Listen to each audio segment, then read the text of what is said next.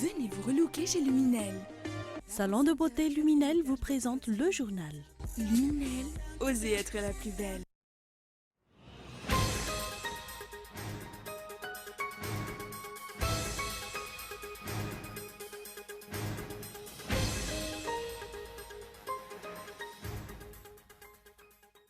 Durant la cérémonie de présentation de vœux des membres du Malagas Meramieng au président national du parti et à sa femme, Adjonen Arvel a tiré la sonnette d'alarme pour le respect de la constitution malgache. L'adduction d'eau auprès des ménages demeure toujours un problème non seulement dans les régions éloignées mais surtout dans la capitale.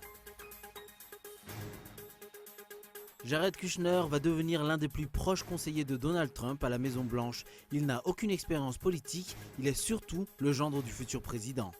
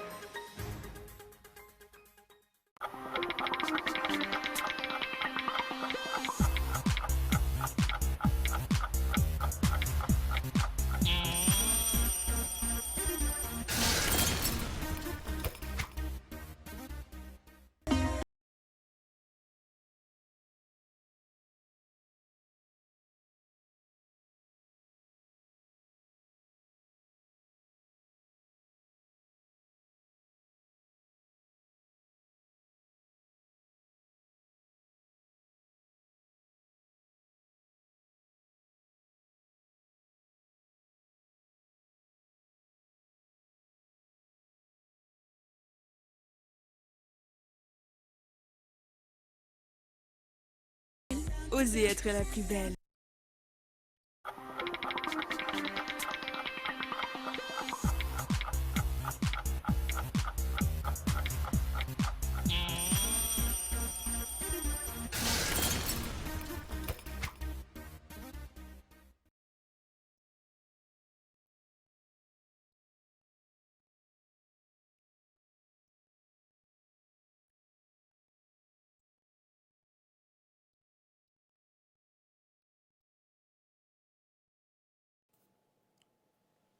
Bonsoir et bienvenue dans ce journal en version française sur Cool TV. À la une ce soir, durant la cérémonie de présentation de vœux des membres du Malagas Meramieng au président national du parti et à sa femme, Adjonen Arvel a tiré la sonnette d'alarme pour le respect de la constitution malgache. Conformément à la loi, le parti attend l'officialisation du statut d'opposant auprès de l'Assemblée nationale et lance un appel aux diverses institutions du pays, surtout pour le respect de la constitution. Reportage de Fezo Rafali. Les propos du président national du parti Malagas Meramieng ont été fermes face à la situation dans laquelle se trouve le pays actuellement. Selon ses explications, le non-respect de la loi gagne tous les domaines. L'État passe à la promulgation d'une loi anticonstitutionnelle comme l'adoption du code de la communication et la nomination des chefs de région, mais reste sans voix face à ce qui est écrit dans cette même constitution. Le président du MMM, Adjonen Arvel, pointe le régime du doigt. Donc, nous posons la question, où est le respect de la loi et quelle est la responsabilité du président de la République qui a promulgué une loi qui n'est pas conforme à la Constitution selon la HCCI. Il en est de même de la nomination des chefs de région. La Constitution stipule que les chefs de région doivent être élus. La loi 2014-020 a dit la même chose et aucune disposition de ces deux lois ne permet au président de la République de nommer les chefs de région qui jusqu'à ce jour ont toujours été nommés donc en violation flagrante de la loi. D'où notre appel au respect de la loi et à la prise de responsabilité du président de la République et du gouvernement et surtout des instances judiciaires par rapport à ces violations répétées de la Constitution et des lois en vigueur. Le parti MMM a également tiré la sonnette d'alarme pour aboutir à l'officialisation du statut d'opposant légal au sein de l'Assemblée nationale. Jusqu'à ce jour, nous attendons de l'ordre constitutionnel l'officialisation de notre poste d'opposant officiel, conformément à la Constitution et conformément à la loi 2011-013. Je tiens à rappeler à l'opinion, mais surtout à m'adresser à l'ordre constitutionnel que la première rencontre entre l'opposition et le gouvernement gouvernement est prévu par les textes au troisième vendredi de ce mois de janvier.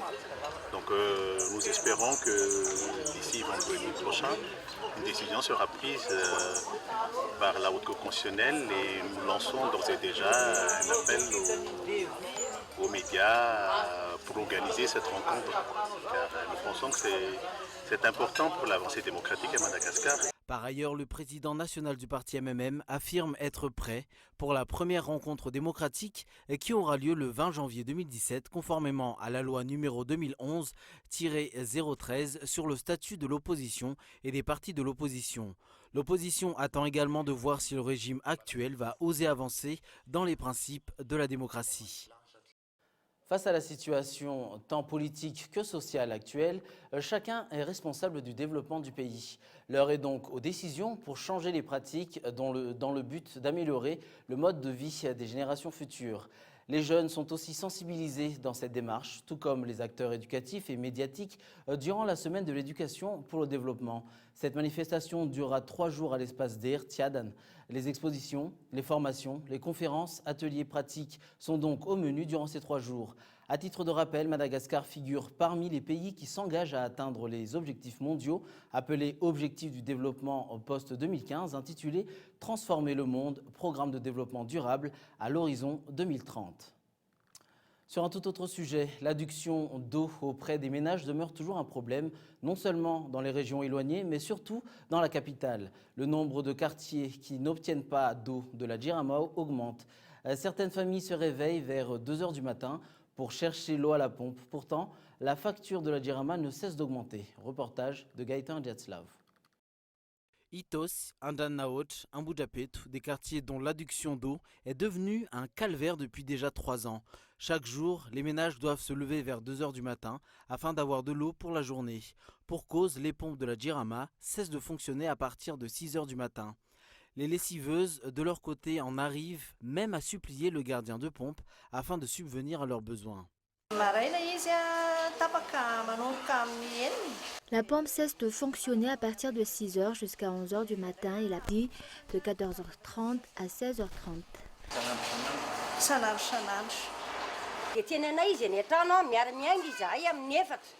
Les lessiveuses arrivent chez nous vers 4 h du matin, nous remplissons leurs bidons, sinon leur gagne-pain serait interrompu. Les linges ne pourront être retenus durant toute une journée.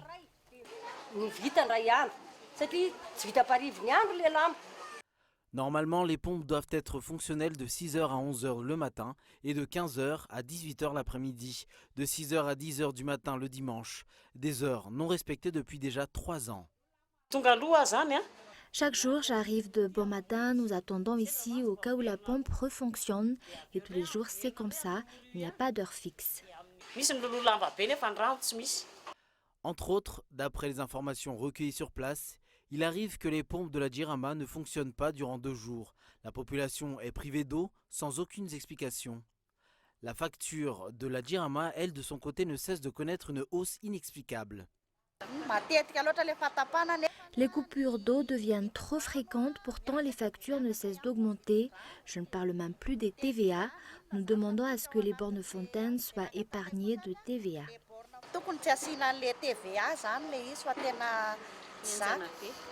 Plusieurs quartiers de la ville d'Antananarive sont touchés par ce problème d'eau. Pour la commune d'Ambujapetu, 19 bornes de fontaines rencontrent des problèmes. Nous demandons à ce que la Djirama trouve des solutions pérennes pour ces 19 bornes fontaines. La population ne cesse d'avancer des doléances. Il y a des jours où les pompes fonctionnent, mais ne durent que quelques heures seulement. Un vrai calvaire pour nous ici à Ambujapetu. L'accès à l'eau et l'assainissement fait partie des droits basiques d'un être humain. Pourtant, la réalité parle d'elle-même dans le pays.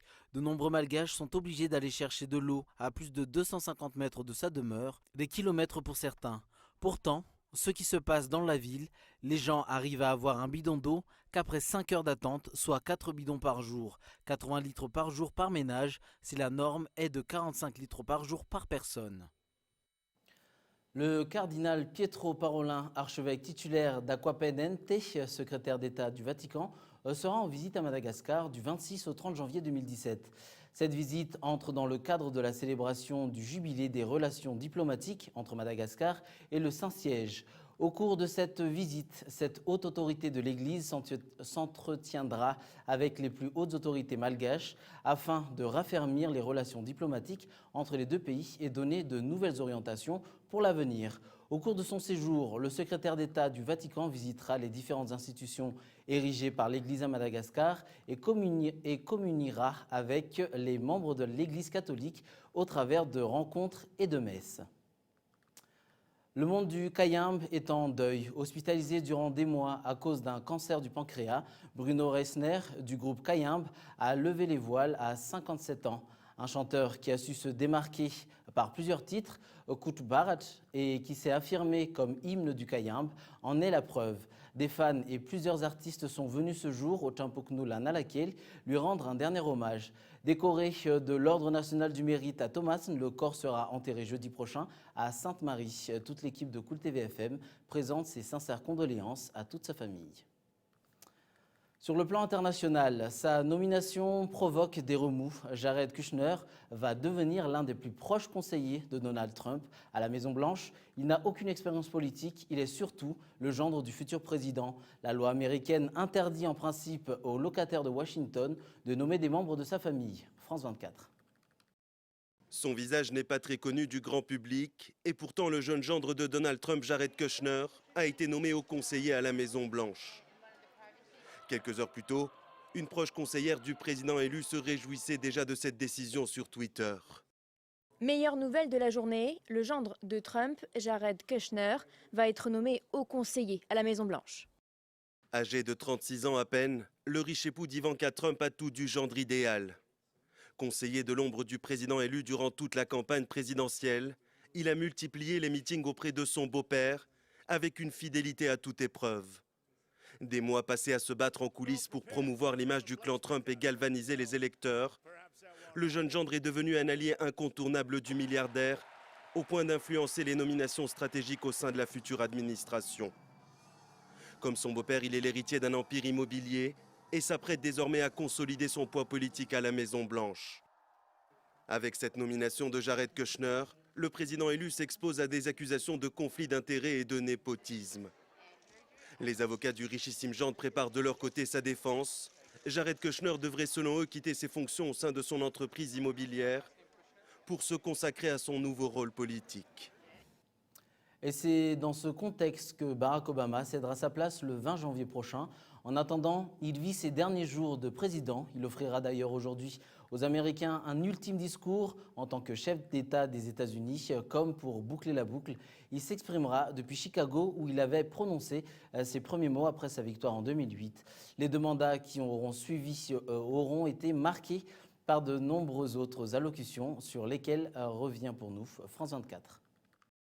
Nous sommes en 2004 à la Convention démocrate. Barack Obama fait campagne pour le candidat de son parti, John Kerry. Le jeune sénateur de l'Illinois est quasiment inconnu sur la scène nationale, mais il crève l'écran. Quelques minutes seulement suffiront pour prouver aux Américains qu'il faudra compter avec lui les prochaines années. Il n'y a pas une Amérique noire, une Amérique blanche, latine ou asiatique. Il y a les États-Unis d'Amérique. Le message est entendu par les Américains, qui l'élisent 4 ans plus tard à la tête du pays. Un 44e président charismatique, optimiste et qui incarne le changement, Barack Obama s'implique dans l'écriture de chaque discours. L'exercice lui plaît. Le premier président noir va en faire un atout au cours de ses 2 mandats. Si quelqu'un ce soir doute encore du fait qu'en Amérique, tout est possible,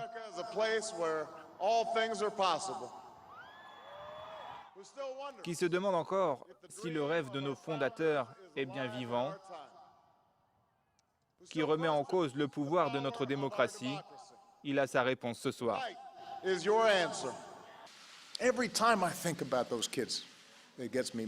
Grand orateur, Barack Obama se laisse parfois submerger par ses émotions comme ici en décembre 2012, après le massacre de l'école primaire de Sandy Hook où 20 enfants ont été tués. À plusieurs reprises, le président affiche sa volonté de renforcer le contrôle des armes à feu, mais ses discours ne suffisent pas. Barack Obama se heurte au blocage du Congrès. Les tensions raciales, le mariage gay inscrit dans la Constitution ou encore la réforme du système de santé, à chaque événement un discours qui marque une étape de son passage à la Maison-Blanche. Je signe ce projet de loi en pensant à ma mère, qui a eu des problèmes avec les compagnies d'assurance alors qu'elle se battait contre le cancer à la fin de sa vie. Homme politique de compromis, Barack Obama prononce plusieurs discours marquants de politique étrangère, notamment celui du Caire en juin 2009, où il invite les États-Unis et les musulmans à travers le monde à un nouveau départ.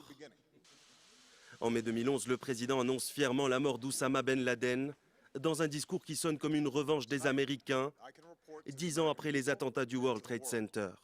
The United States has conducted an operation that killed Osama bin Laden, the leader of Al-Qaeda. Avant de refermer ce journal, voici les points forts qui l'ont marqué. Durant la cérémonie de présentation de vœux des membres du Malagasy Miramieng au président national du parti et à sa femme, Adz Andenanarve lui a tiré la sonnette d'alarme pour le respect de la constitution malgache. L'adduction d'eau auprès des ménages demeure toujours un problème, non seulement dans les régions éloignées, mais surtout dans la capitale. Et enfin, Jared Kushner va devenir l'un des plus proches conseillers de Donald Trump. À la Maison-Blanche, il n'a aucune expérience politique. Il est surtout le gendre du futur président. Voilà qui referme notre journal. Prochain rendez-vous avec l'information demain à 20h45. Bonne soirée sur Cool TV. Au revoir.